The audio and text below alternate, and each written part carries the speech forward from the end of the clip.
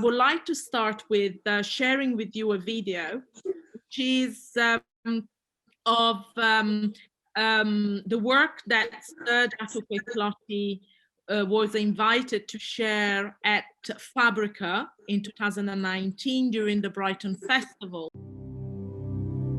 Current Affairs is Fabrica's new exhibition for Brighton Festival 2019. Serge Atuke Clotti is the first African artist that we've shown at Fabrica, and I think one of the things that's really exciting about his work is there's not actually a kind of conventional or any sort of straight narrative around his work. He's almost got an ecosystem of ideas which range from plastic waste to gender roles in Ghanaian society to colonial trade routes between continents. I do performance, I do installation, I do photography and sculpture as well. So my work forms very conceptual approach to the material that I use. What I'm showing now is a tapestry, the plastic, which I've been working on for the past 16 years. So these plastic pieces come from the gallons. Back in Ghana, we call it Kufuor gallons because it references to the former president, because during his time, there were water scarcity. For me, I'm interested in how do I navigate the same object back to the West. My response to that is to be able to collect them. Cut them was to reduce the volume and still have this process of weaving, because once we weave, it's like imagine different stories because the gallons come from different people, it's come from different part of the country. And once I bring them together through the artistic process, it changed form and value and it's changed people's perception about dealing with plastic. When you come to this exhibition, you'll feel really immersed in the colour and texture of Clotti's work. You can walk on the work, you can touch the work, so it's a real sensual experience. I'm interested in having the balance of Labadi, where I'm from, in Brighton, and for me, I've been to Brighton and I see how the space is transforming with the art. It's especially with the Brighton Festival, there are so many activities and there's also inclusion of African artists, which for me it's very fascinating. So this exhibition, Current Affairs, is something that speaks about these two cities. I think this video shows something that is really important, and it's what we are trying to express with these talks. How we all somehow manage to meet each other and exchange ideas, and then help each other even in grow and foster and expand our reach by having the opportunity to have a space where we could talk to each other and know each other. And in this specific case, I think Gallery 1957, the gallery that Marwan Zakem founded in Ghana a few years ago, is one of these spaces that somehow helped also create this connection. And I would like Marwan to talk to us about the experience of the gallery that has a main scope, that of creating this exchange between the West African contemporary art scene and the international space. I started the gallery in March 2016. It came out of my passion for contemporary West African art, and especially Ghanaian, which I had been collecting for 20 years. At the same time, in 2014, 2015, I was being introduced to an incredible, talented young pool of artists, Serge Atuke Clotti, Ibrahim Mahama, Yao Wusu, a serious amount of incredible, talented young artists that not only were doing something that was aesthetically pleasing to the eye, but we're working with themes that are on a grand scale, things to do with water, things to do with gender equality, things to do with social, economical, macro level politics that affected not only us and them in that community, but many of the communities around the world, and especially Africa. And what I liked about it, it was not about the past or the future, it was about the present. They were highlighting themes and instances and topics that needed to be discussed right then and there.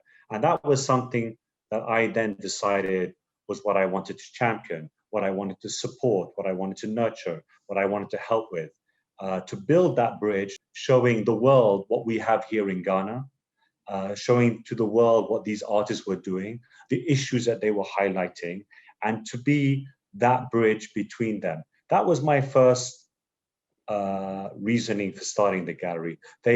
While there were many institutions here that were promoting African and local artists here, a very vibrant and very holistic and nurturing community, I believe that there was something that required to be able to connect international collectors, museums, curators, and the wider public to what was happening here in Ghana.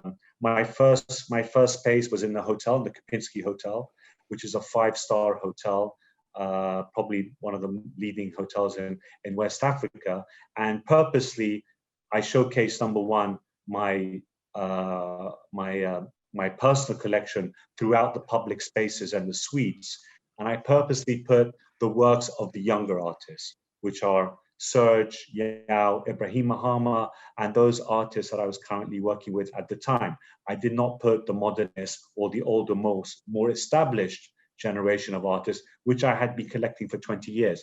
And that was just a point to say, this is what Ghana is now. This is the excitement. These are the artists. They're here. Everybody come and see them. I wanted to make sure that I can bring as many people from international, from all walks of life, be it museum curators, be it musicians, be it businessmen, the people that I knew from my life. I wanted to ensure that they would come to Accra, visit Serge's studios and many other studios, and get inspired like I did. I was making sure to get people here to be able to immerse themselves within the community of the artists that we knew. We hold residencies for up to 8 artists a year, fully accommodated studio space, everything. We do about 24 exhibitions a year now, and we do our cultural weekend program. It brings all the creatives together here in Accra, and we take them on a specifically curated cultural trip of not just our artists that we work with, but many other artists.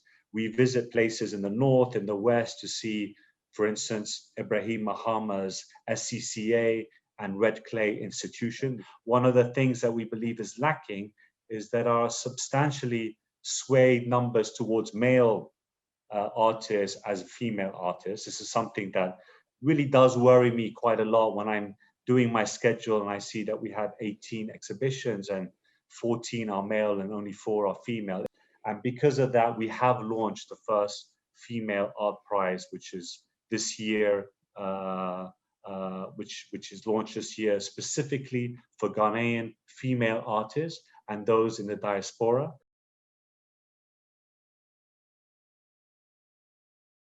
I think COVID and the lockdown kind of accelerated the need to have another space outside of Accra. Just to give you an example, we were doing 7 to 8 art fairs a year outside internationally. Again, another way to be able to bridge this gap, another way to be able to showcase artists in a different light, to be able to bring them to people who haven't seen their work. COVID happened, I got locked down in London, and yeah, I mean, everybody thought it was going to be the end of the world. We had to persevere, we had to adapt. Everybody was going and doing their virtual thing, which again, I'm not a great admirer of, when you just ask artists to give you 6 or 7 works and you put them in a background of Mars or wherever it may be. We still plowed on. We still did our exhibitions in Ghana, a little bit fewer, but we did 4 or 5 during the lockdown. And crazily enough, the demand had hit an all-time high. It had intensified to the point that we were getting much more demand for our artwork than we did the previous year. And I was worried that all the fairs were getting canceled. We weren't going to have that exposure. We wouldn't be able to cater to our collector base, which is still 75% internationally, 25% Ghanaian and African. And we need to have that bridge between us. So London seemed to be the easiest point because of the fact that I was locked down there and I knew it. And it is, at the end of the day, one of the 2 central hubs for contemporary art. So we took a risk. We did it. We started it. And thankfully it worked. And we kept our residencies programs going. So we built up a lot of work. There was a lot of artists working, maybe slower, maybe they had more time, whatever it may be. I found it a very productive time for artists. They really, and obviously artists, one of the things that they do very well is shine a light on the mood of everybody, what everybody's feeling. So a lot of work that came from 2020 is going to be remembered for a very, very long time because it coincides with the pandemic. And then, so I had to, like, for me, I had to shut down the Labadi studio where I work with the community, you know, because of the restrictions by the government. So during that time, I was in my other space, which is the studio that I work, and I began to, you know, reflect, because I come from a painting background, you know, and I'd always want to paint, you know, and, you know, I started with like a charcoal drawing because there's always the connection as to how I was trained as an artist, you know, from a painting background. So I was always back and forth thinking, you know, during the time, I should be able to work by myself because I'm so, you know, tied to the community practice and, you know, and the COVID really gives me space to just work by myself. But I think it's very challenging because I'm also used to working with the community. I'm used to the environment where I have the guys working and, you know, having to share common ideas to develop the work, you know. So it was challenging, but I realized that it's also a breakaway from just the community and also reflect on myself as an artist, as a solo artist. So I managed to bring the guys to the studio to be able to work.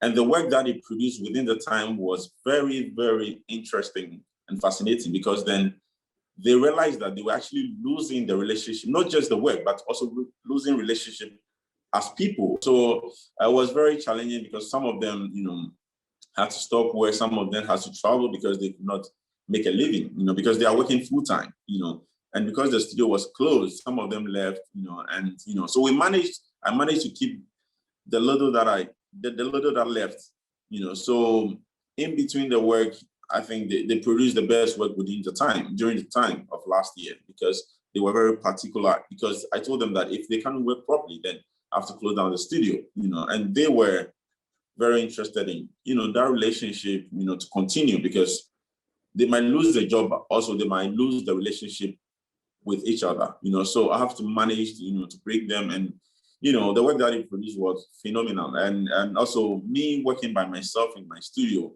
was a very big impact, you know, because I was like thinking about what is the alternative way as an artist, because I work with the community and my work is quite a large scale, you know, it involved a lot of like technical problems and technical challenges and all that. So I had to like leave all behind and should be able to reflect as an artist, as a solo artist, where I developed this technique. And, you know, it also comes from like past works that I've dealt with, you know, that is still not, I mean, for me, it's a continuation because I've always developed 20% of an idea that I have, and I kind of preserve it for a couple of years because I believe that during that time, the work will evolve, you know, dramatically, you know. So I think I would say the pandemic has been very helpful in a way that it actually brings our mind to alternative way as an artist to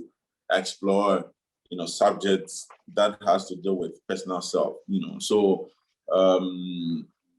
I think the most phenomenal work I've produced is from last year, and, you know, and it has created like a wider conversation around, you know, self-expression as an artist and also engaging community during the time of pandemic, you know, because I lose so much that I realized that it's not going to affect my work, but it's rather adding up like multiple layers on how to work in hand with the community during the time like this.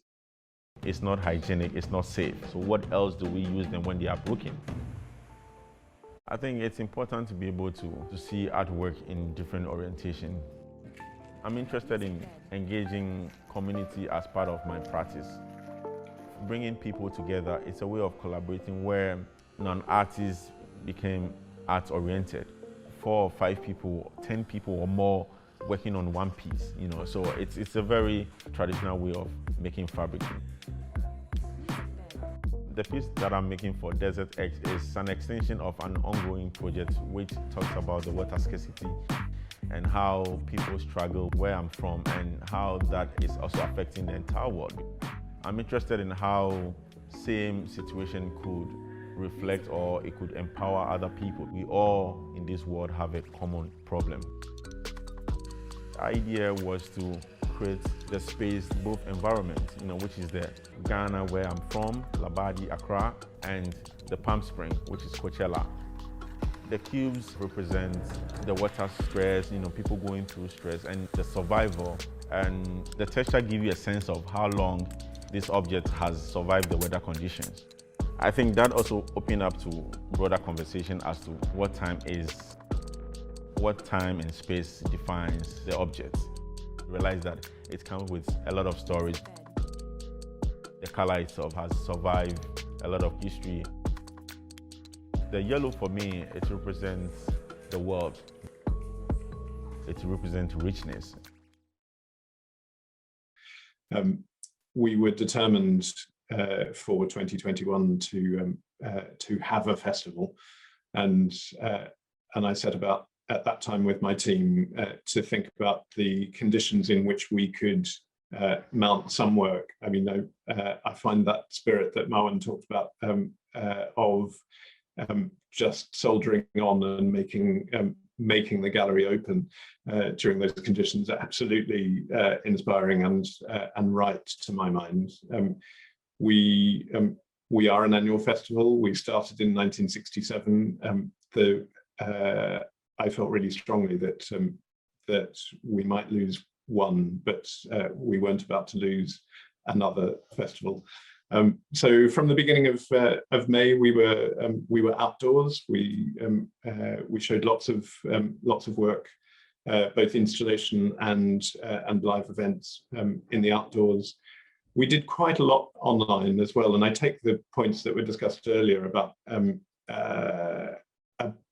the lack of, there's no substitute for the live, and so one of the things that I felt worked brilliantly this year were global conversations between writers in different parts of the world, talking about the similar direction that their work had gone in quite coincidentally, and those cross-cultural conversations were possibly much richer than we have had physically, for want of airfares and funding and so on previously. At that, though the indoor performances were hugely curtailed in terms of capacity, so where we would normally have 1,800 people in a room, we had 300 maximum. So in many senses, it made no sense financially, but from an artistic point of view and from the need to engage with an audience, the comment I had most regularly from artists over those last 2 weeks of May was, particularly for performing artists, how much they had, even when they had been working throughout the pandemic and working online or working in recording, how much they had missed the experience of being listened to actively by a live audience.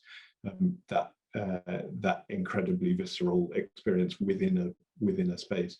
I don't want to rose tint the experience of the pandemic, because for many it has been incredibly difficult, and particularly for freelance artists in this country, it's been a real challenge when they haven't benefited from the types of support that the government have distributed elsewhere. But at the same time, I think we do collectively have to ask ourselves what the reasons for that greater productivity or greater creativity might be. And there are probably all sorts of factors, but at least some might be the lesser demands of promoters and producers like myself.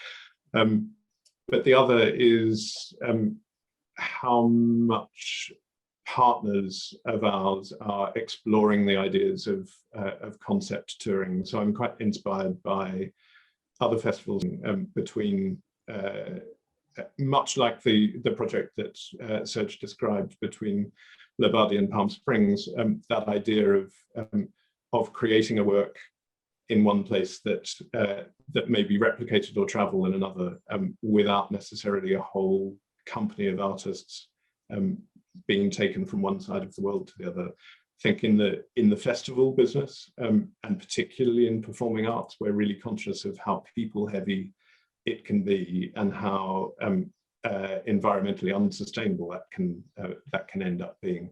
There's also a program from Théâtre Vidi in Lausanne, which I think is called Showing Not Going, and is also on a similar level really really inspiring in the way of recreating work and often building that work with community intervention. So it's something that we're thinking about a lot at the Brighton Festival, how we work with those models and also invent our own using the resources that we have and the connections that we've generated, and many of them are in evidence here today. The collaboration with the university, for example, is something that I think will grow in importance for us, and that spirit of partnership that you mentioned earlier is surely something, a way that we can manage to generate international collaboration without necessarily the need to really expensively and environmentally damagingly fly everybody from one side of the world to the other. This idea of global visions and local actions. And what is your idea? What do you feel like in a moment when, for example, I think all of us somehow were forced to turn to our local, more close network of communities. What do you think about it? Is it better? Is it an improvement? Is it a different way can help fostering global ideas to be more connected with your local community? You have experienced this as well, or what do you think? So, do you want to start? Yeah, I think that ideally, I think that as an artist, your ideas must be global, but you need to act local, because the locality is the source of your narrative, but also I believe that artists to expand beyond just their space, which is the community. It's just like having my work in Palm Springs and having it in Labadi. Originally, the work it's formed in Labadi. That's where the narrative is centered around. Then you realize that it goes beyond just the community into other different communities in different geographical locations. So I believe in expansion and also having to build something within the community, which will be the foundation, and then move and explore into other communities or other geographical locations. So I believe that, building a narrative should start from the foundation, which is your community. Because once you are the community is able to understand, then, you can open up into other global spaces, So I think global, act local is a very strong mantra that I've dealt with as an artist, has been a mantra for my practice over the years. And I realized that because once you become relevant in your country,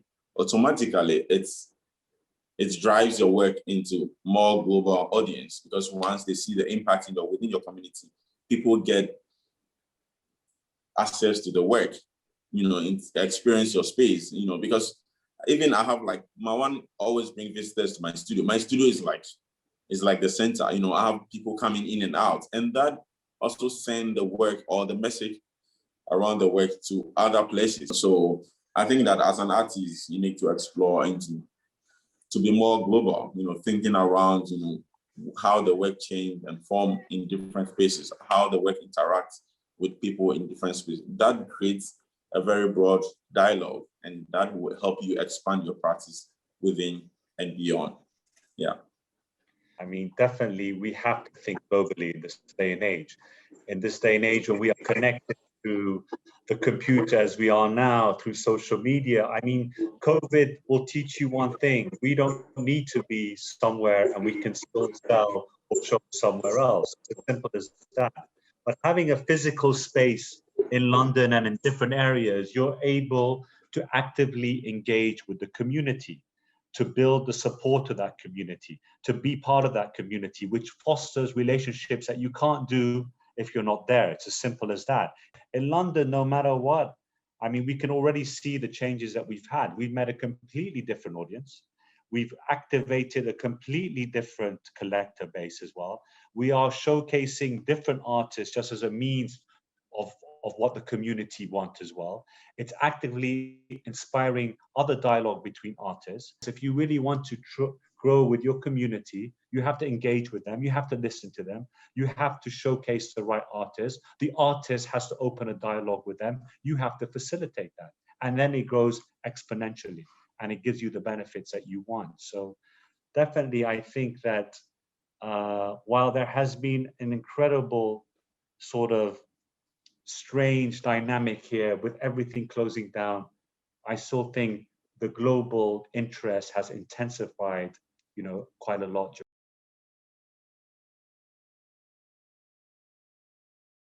I think my studio is quite open. It's very open to, especially children. I would say children are my main visitors, you know, my main audience, because they walk in anytime, because they are very familiar with the jerry cans. You know, they use them as cars, they sit on them, they push them, and they enjoy the fact that they could play on the work, you know, and working on the work creates some sound, interesting sound that the kids love. So my studio is open throughout the week, where like kids are mostly my main audience in the studio. They are my main visitors because they come. And I think they are the most important target whenever I have installations, because the kids know exactly what I do. They know the studio space. And when they see visitors, either you are a foreigner, they know exactly where you are coming.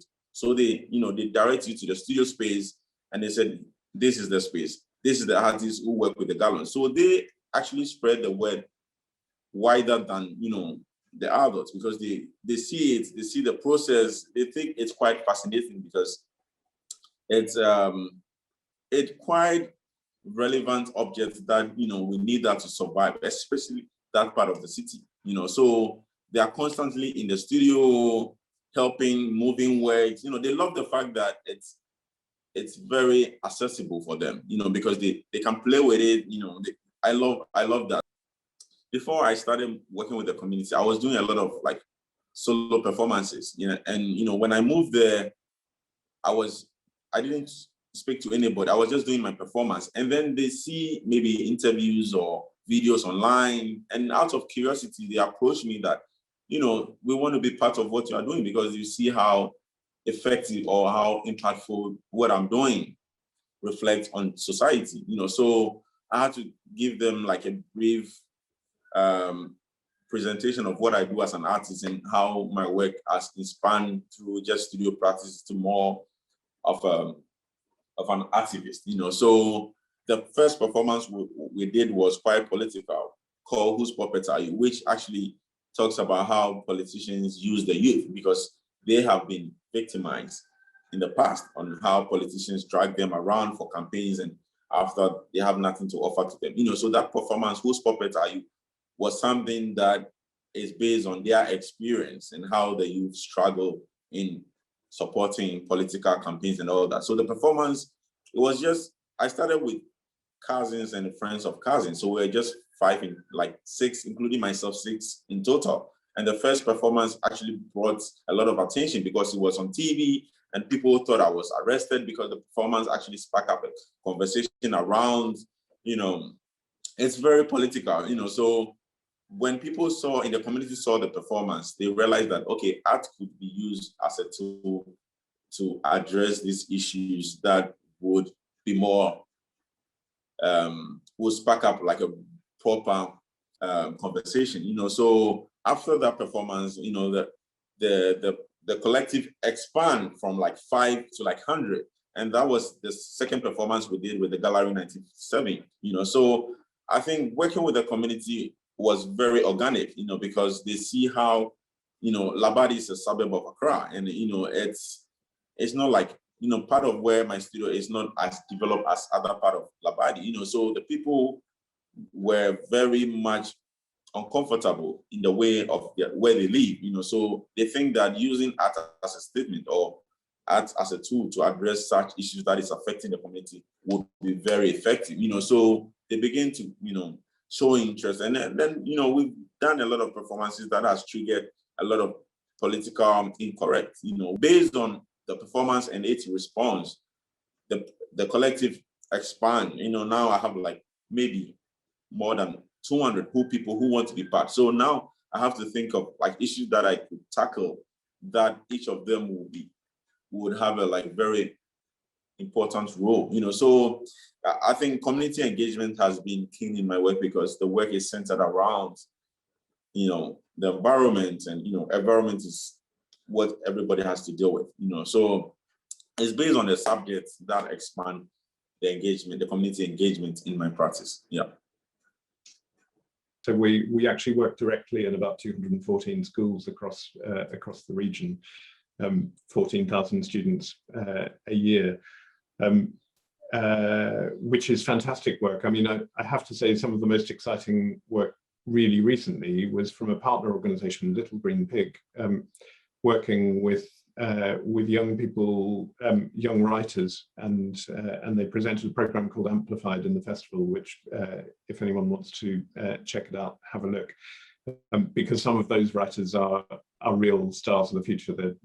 They're amazing, and I suppose that's something that we've been thinking a lot about over the last few years, is how we allow space for not an imposed set of working for children, but to actually platform and demonstrate their work with the support of artists alongside them.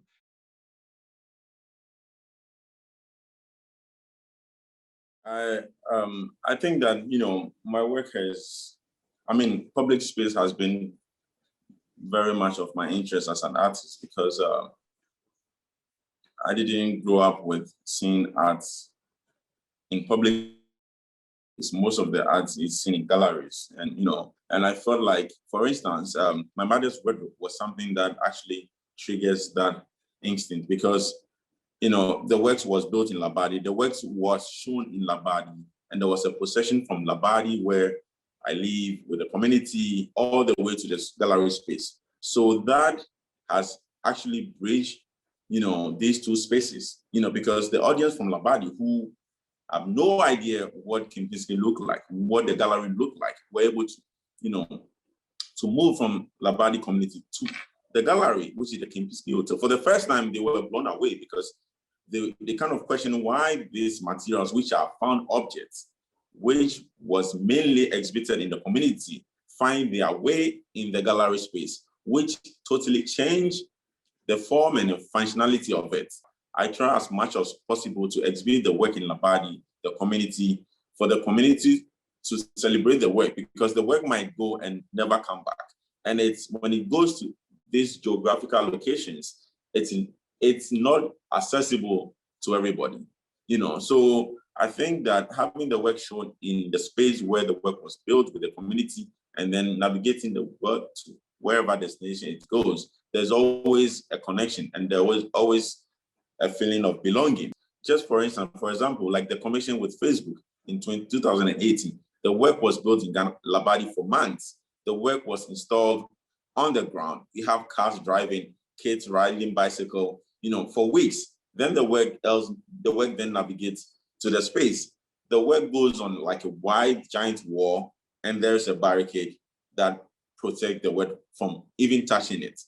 So you can see how space play roles in making the work accessible. So I think that in the future is still, galleries then need to be able to emerge with these community spaces. So I believe that galleries need to collaborate with artists in terms of like showing work publicly and in the gallery space as well. Yeah.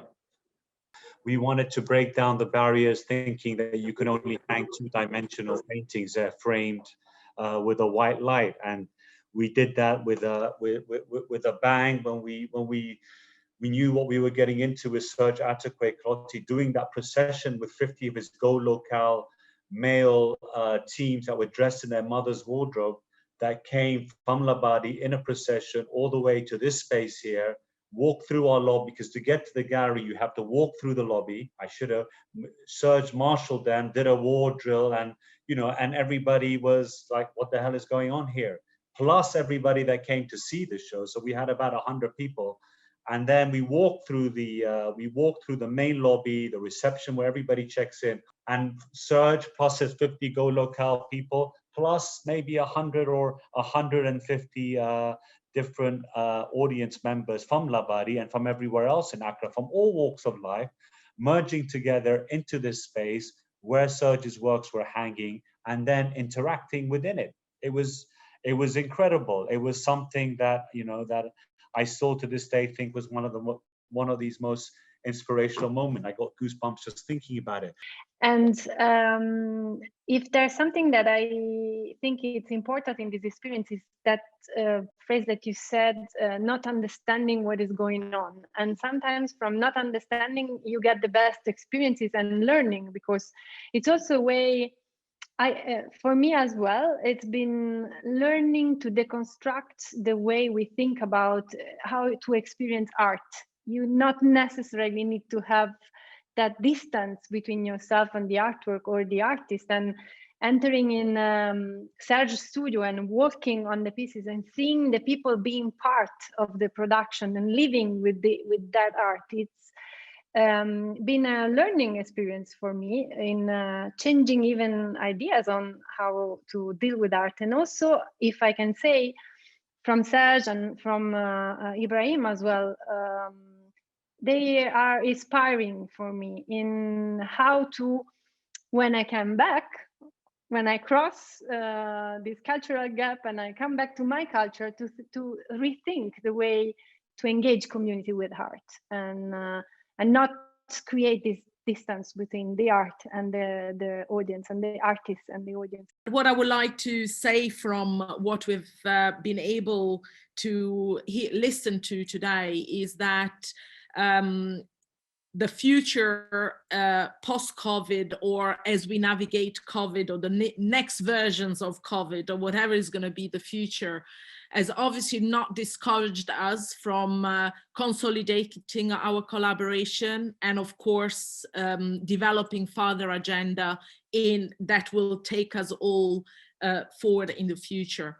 So the bottom line of this conversation is to continue the conversation.